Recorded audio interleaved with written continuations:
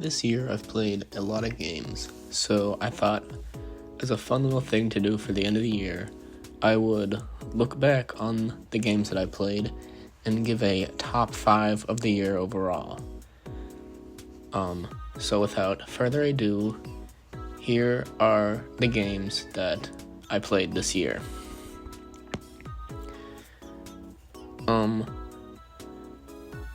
For what I'm counting as what I'm played for this top 5 list, it has to be a game that I completed this year. It cannot be a game that I'm currently in the middle of. That'll be towards next year if I plan to do this next year.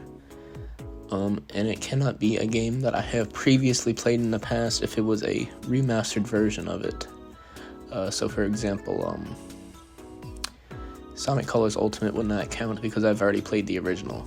But a remaster of a game that I haven't played before, such as Nocturne HD, that does count because I haven't played the original PS2 version. So that would count as something that I played for the first time. Without further ado, number 5.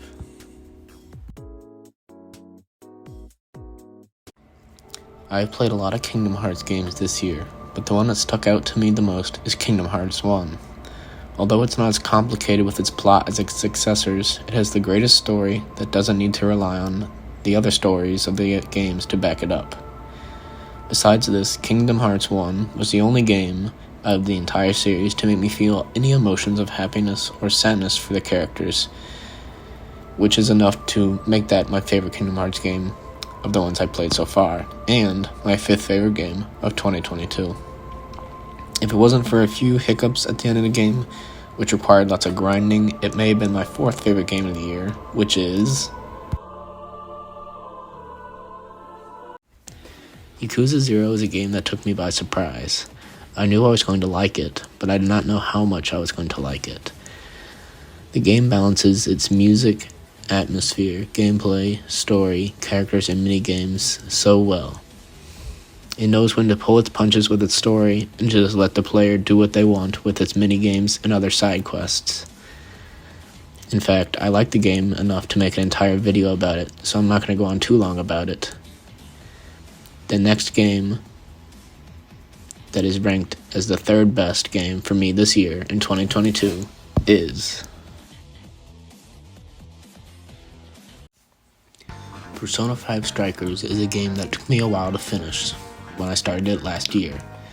It was the first game I tried when I first got my PS5, but after a few hours of going into it and not really being able to click with it, I moved on until earlier this year when I picked it up again.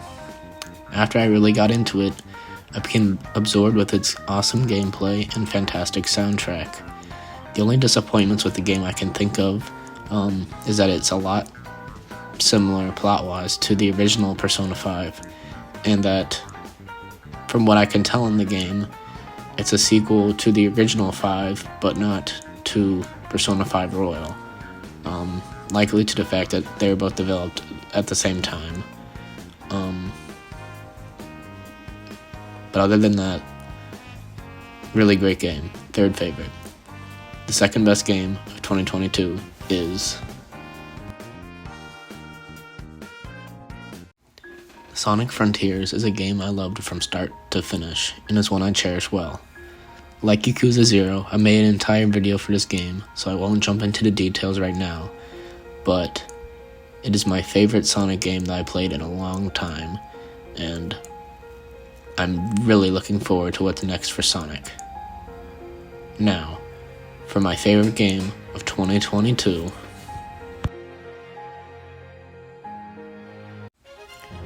The Great Ace Attorney Chronicles took me 85 hours to complete, but I loved every moment of it.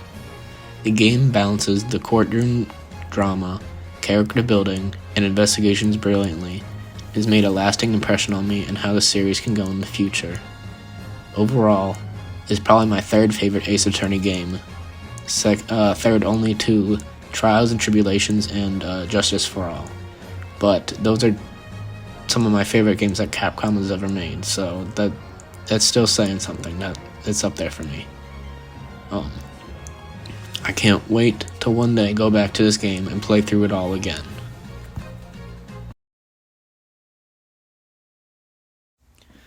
2022 has been a great year for gaming overall for me.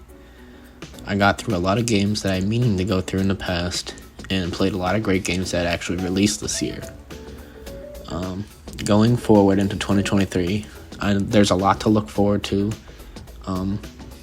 but I'm also planning on playing games that I've already got, including the ones on my backlog.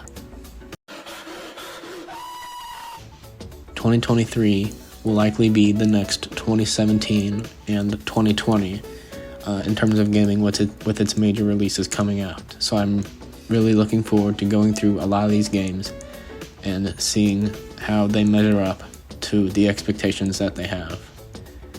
And without further ado, this is my video on the top 5 games from 2022. Thank you.